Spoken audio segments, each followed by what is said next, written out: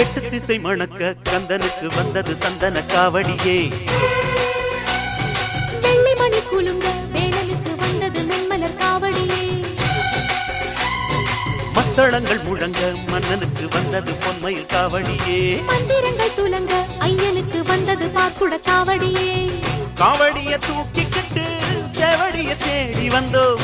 நெஞ்சுருகாரோகரா பாட்டெடுத்து பாடி வந்தோம். கார்த்திகை குமரன் தமிழ் வாழ்த்திடும் அழகன் தை மாசத்திலே பூசத்திலே எத்தனை காவடியோ.